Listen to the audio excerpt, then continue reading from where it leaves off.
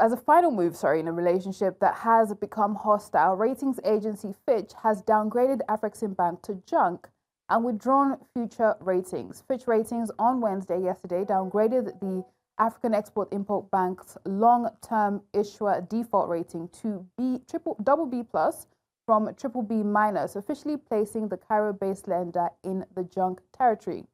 The move comes days after Afreximbank announced it had severed ties with Fitch, citing concerns that the agency's methodology failed to reflect the bank's legal mandate, treaty protection, and unique role in financing African trade and development.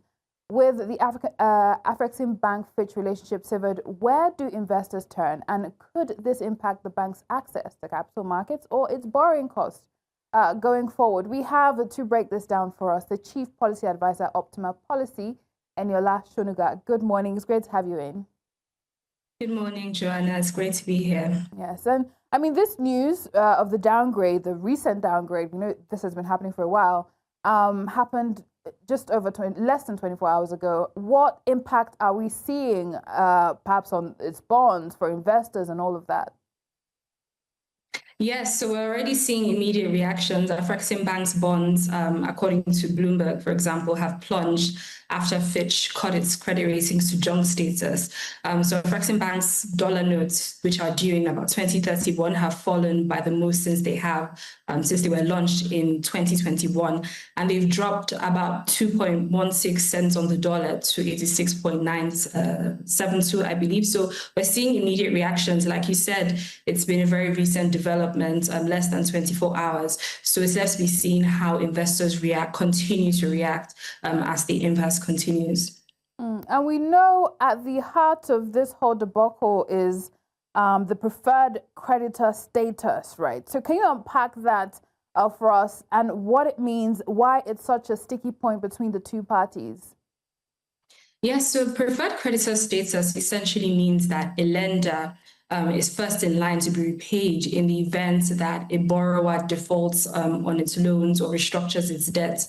And what it does is that it serves as a sort of like an informal shield for multilateral development banks like the IMF and the World Bank. And it prevents them from experiencing further downgrades or elevated credit risk. And this is because they are given preferred status. They are protected above, for example, commercial creditors in repayment schedules. The sticking point really is that there's no set universal definition of what preferred creditor status is or who should qualify to enjoy a preferred creditor status. Afreximbank is maintaining that by virtue of its founding charter with about 54 African countries, it should enjoy preferred creditor status because it lends primarily to African sovereigns.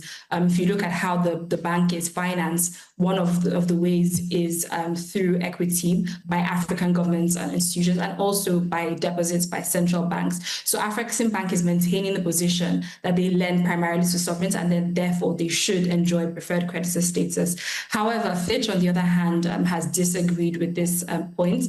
They point to the fact that in addition to lending to sovereigns, Afreximbank also significantly lends to private sector participants, and therefore should not enjoy this preferred creditor status. Other parties have weighed in. The Paris Club lenders, for example, have assessed the loans to Ghana, Afreximbank's loans to Ghana and Zambia, which are at the heart of this dispute. And they have estimated that these loans were issued to these countries on commercial rather than concessional terms. And because of this, Afreximbank should not enjoy preferred creditor status. But I think that it's also very important to look at the context, right? In terms of the investment climate in Africa, Africa is experiencing severe cuts to lending. China has reduced its lending to the continent by 46%. Aid is also being cut. So African countries are increasingly relying on multilateral development banks such as the Afreximbank and the AFDB as sources of funding. So they should, by virtue of that, and also, like I said earlier, because of their founding charters, they should enjoy preferred creditor status. And we know the AU and some, African nations have accused the big three, that is the Moody's, the Fitch, the S&P Global Ratings, of being biased and not fairly assessing the risk when it comes to lending in Africa. All three agencies, of course, have denied that. So, why should I want to ask, why should it be any different? Because they're saying that it's a standard, international standard, right, that they use to assess all these banks. So why should it be any different for Africa? So the question is not that it should be different for Africa. The question is as to what kinds of methodologies do they use to arrive at the assessments they make for African countries. I think the criticism of international credit ratings is not only limited to Africa. There have been, for example, criticisms in the global north. So if you look at how they make these assessments, they use primarily quantitative and then qualitative methodologies. So for the quantitative methodologies, they should be based on economic fundamentals, meaning that they should be replicable.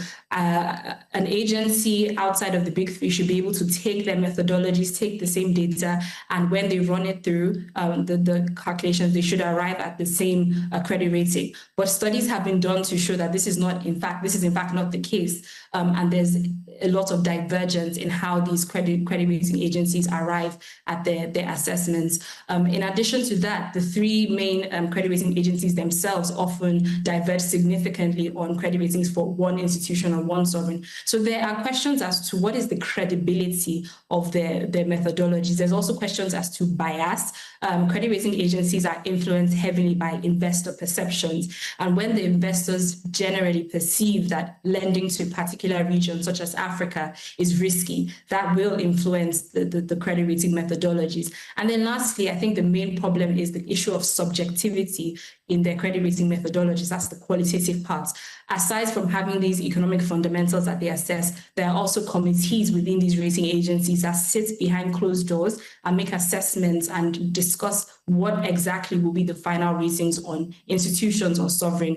What the terms or the particular details of those discussions are not known to the public. So they've been referred to, for example, as a black box. No one knows what they say, but they influence heavily how sovereigns and how African institutions are rated. So there's a really big issue, I think, or a really big gap in the way credit rating agencies are arriving at their decisions, and how African sovereigns and institutions believe that they should be rated. And we'll come to the resolutions or the solutions to these issues in just a moment. But I think for now, we also want to assess how, cutting ties, the relationship seems to be over, they've severed ties. How might cutting ties with a major ratings agency like Fitch, how do you see that affecting, will it, if at all, affect Afreximbank's access to capital markets or its borrowing costs going forward? Yes, so I mean, in the near term, cutting ties, Afreximbank's decision to cut ties is not going to have a material impact. That is because investors already see that they have been downgraded rather, excuse me. In addition to that, I should also mention that there are three main credit rating agencies, Fitch being one of them, but Afreximbank continues to be rated by Moody's. We are yet to see whether Moody's in turn will reassess their rating of Afreximbank given the impasse that is going on. But I think the investors are already reacting to Fitch's downgrade to junk status, and are likely to continue reacting to that in the near and long term. Right, and we know that Moody's, they downgraded the bank's ratings 2 notches above junk just last July. So, I mean, we'll continue to monitor all of that. Let's now come to solutions, resolutions. We know the importance of rating agencies. We know it's an independent, they provide some sort of independent analysis of an institution's economic health or financial health. Investors look at that. Now that we're here, what are the alternatives for investors? And also, I think this also brings to fore the conversation of an African credit rating agency, don't you think? Absolutely, yes. So the African Credit Rating Agency was brought to the limelight. It was announced last year, but we're yet to see fully operational. I think, first of all, we need to have a Pan-African alternative to step in situations like this. So we need to see the African Credit Rating Agency operational in the very near term. The African Credit Rating Agency will, however, need to build its credibility on international capital markets so that they are not seen as an African-friendly or African-biased rating agency. But in addition to that, I don't think the African Credit Rating Agency is intended to be a complete replacement of the oligopoly, so the big three. I think what it is that it's intended by the African peer review mechanism and the AU to complement. So we still would need to see reforms to how credit rating agencies, the big three, I mean, are conducting their ratings assessments, both on the continent and internationally. We still would need to see reviews to their methodologies to make sure that they are indeed replicable and that the subjectivity, the issue of the subjectivity is addressed going forward. Yeah, indeed. And I think very key what you said about, yes, we may come up with a Pan-African credit rating agency, but we'll have to build that credibility so that we can be seen as independent. Finally, we know the role Afreximbank has played across the continent, right? Especially with development, with what's happening now or what has happened. Don't know what will happen going forward. Are there any shifts? Do you see the bank exercising some level of caution or a shift in operations? What are your thoughts in terms of how the bank will move going forward? Well, I mean, it's left to be seen, but of course, Afreximbank is likely to move more cautiously now in terms of lending, especially to sovereigns, given this impasse.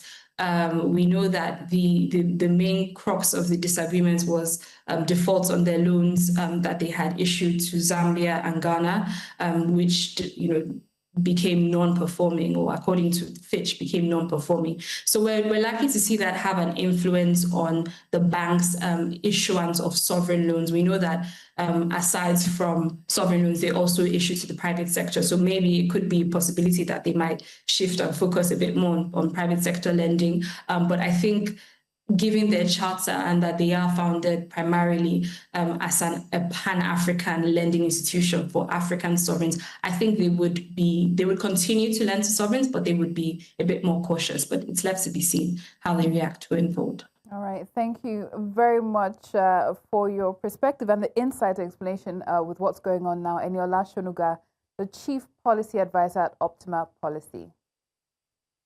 Thank you.